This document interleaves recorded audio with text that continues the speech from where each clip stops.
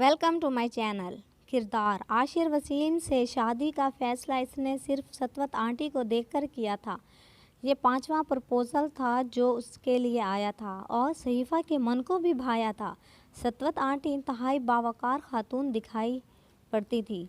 सादा और बेरिया चेहरा, हिजाब के हाले में मकीद। अपनी फैमिली के बरअक्स सहीफ़ा शुरू से मजहबी रुझानात रखती आई थी। कॉलेज में स्पोर्ट डे के अलावा वो हर फंक्शन से खार खाती थी। अपने मास्टर्स के लिए भी उसने एलसी का इंतखाब किया था। मेहंदी, बारात के फंक्शंस उसे बेहद बोरिंग लगते। सिर्फ वलीमा अटेंड करती थी। क्लीन शेव की बजाय काली घनी दाढ़ी उसे मर्दों के चेहरे पर भली लगती थी। दूसरी मुलाकात में वसीम अंकल को देखकर तो वो और इस फैमिली के मुतारिफ हो गई थी। सुर्ख और सफ़ेद रंगत पर घनी सफ़ेद दाढ़ी। शादी से पहले अम्मा और बहनों ने कोशिश की कि एक बार वो आशिर से मिल ले। लॉन्ग ड्राइव, आउटिंग या चलो डिनर ही इसके साथ कहीं बाहर कर ले, मगर इसने हाँ करके ना दी। ये सब कुछ इसके लिए कम से कम दिल पसंद नहीं था। शादी की रात पहला झटका उसे आशिर के हुलियों को देखकर लगा था। क्लीन शेफ, इंतहाई खुलंडर और बातूनी तो बेहद। फीमेल कज़न से छेड़छाड़, मजाक और कहे सहीफ़ा ज़ब्त के किनारों तक डोलती आई। लेट सोने के बावजूद सुबह आदत के मुताबिक इसकी जल्दी आंख खुल गई। नमाज और कुरान की अदाई के दौरान सहीफ़ा बार बार बेड की जानिब देखती। आशिर बेसुध सोया हुआ था। एक दो बार जी में आया और एक बार तो कदम भी बेड तक उठे आशिर को उठाने को, मगर फिर झिझक कर रह गई और बाहर लॉन में निकल आई। मध्यम अंधेरे की चादर हौले हौले सिरक रही थी। जूते एक तरफ उतार कर वो नम घास पर चलती तस्बीह पढ़ती रही। कुछ देर बाद वसीम अंकल गेट से आए। उसे देखकर हैरान हुए। इसके सलाम के जवाब में दुआ दी और अंदर बढ़ गए। सहीफ़ा बेख्तियार इन्हें देखती रही। कितने नेक हैं और इनके साहबजादे हैं। खिड़की की जानिब देखती वो भी अंदर चली आई। आशिर अभी तक सो रहे थे। नमाज का वक्त तो गुजर गया, अब उठाने का फ़ायदा।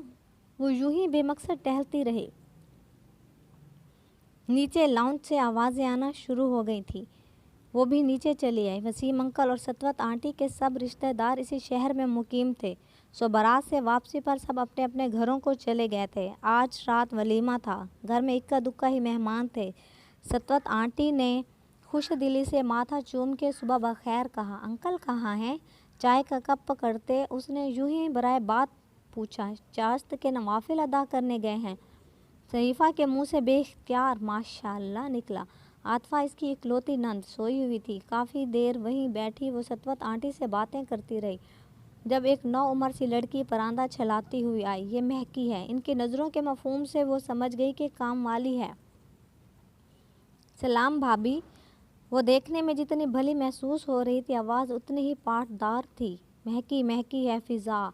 बुलंद आवाज़ में गुनगुनाता हुआ आशिर नीचे आया। सतवत आंटी ने उसी तरह खड़े होकर इसके माथे पर बोसा दिया। महकी, एक कप चाय तो पिलाओ। लॉन्च में फैलाव समेटती महकी से आशिर ने कहा, आपकी बेगम आ गई हैं, उन्हीं से कहो। पारदार आवाज़ लॉन्च में गूंजी। अरे हाँ, वक्त पर याद दिलाया। मेरी एक अदद बेगम आ गई हैं। सो बेगम? शरारती नज़रों से सहीफ़ा को तकते हुए वो बोला। वो उठने ही वाली थी जब सतवत आंटी ने हाथ पकड़ के रोका और आशिर को भी तनबीह निगाहों से घूरा। क्या मामा, शुरुआत तो अच्छी होने दे, वरना यूं ही हाथ पर हाथ धरे बैठी ही रहा करेंगी और आप आठ आठ आंसू रोया करेंगी कि कैसी निकट्टू बहू मिली। इसकी शरीर निगाहों के जवाब में सतवत बेगम मुस्कुराईं। ऐसी नौबत कभी नहीं आएगी इंशाअल्लाह, सतवत बेगम यकीन से बोली। या इलाही। मुस्कुराते लबों पर दोनों हाथ आशिर ने शरारतन रखे।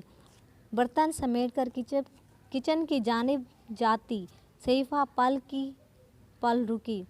चाय बनाऊं मामा? कल से इसने बाकायदा किचन में कदम रखा था।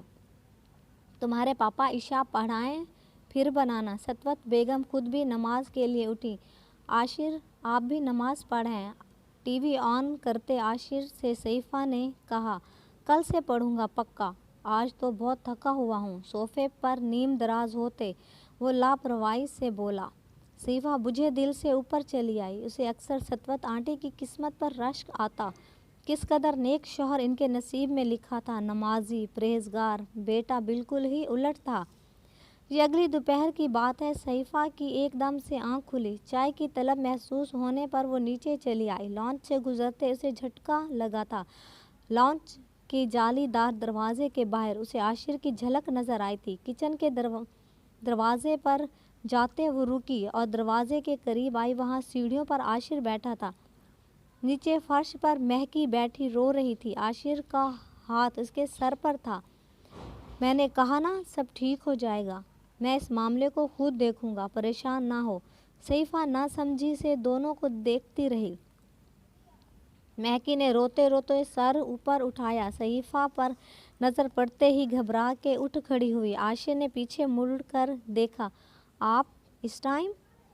हाँ, एक फ़ाइल रह गई थी घर पर, वो लेने आया हूँ।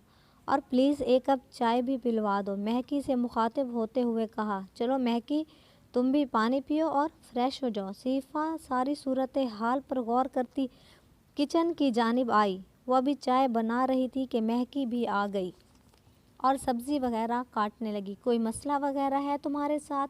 सईफा का लहजा ना चाहते सख्त था। ना, नहीं तो, वो एक घबरा के बोली। अगले बहुत से दिनों तक ये बात सईफा के जहन में अटकी रही। वसीम अंकल ने नासाजी तबाक के बाइस ऑफिस से छुट्टी की थी। करीब 9 बजे सईफा ने अपना सतवत आंटी और अंकल का नाश्ता बनाया। अंकल नहीं आए। मेज़ पर सतवत आंटी अकेले को देख कर सईफा ने पूछा। वो नवाफिल अदा कर रहे हैं। हम करते हैं नाश्ता, वो लेट करेंगे। मामा आप बहुत लकी हैं। वो कैसे भाई? सतवत आंटी बेसाख्ता मुस्कुराईं। आपको इतने अच्छे और नेक मियाँ मिले हैं। इंसानों को इनकी इबादत से नहीं, मामलात से पहचानते हैं। कोई उदासी सतवत आंटी की आंखों में पल की पल उभर आई थी। इबादत से खालिस भला क्या होता है मामा? बाज़ लोगों की इबादत दर हकीकत इनकी आदत होती हैं। सईफा बेटे खैर छोड़ो, मैं तो यूं ही एक बात कर रही थी। नाश्ता कर लें, फिर ज़रा बाज़ार तक चलते हैं। चलोगी साथ?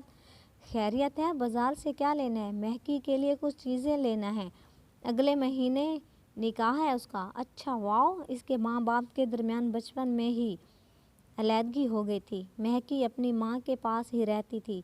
इसकी माँ पहले हमारे यहाँ काम करती थी। इसका बाप इसकी शादी नहीं करना चाहता, बल्कि अपने पास ले जाना चाहता है। इसलिए इसकी माँ इसे यहीं छोड़ गई।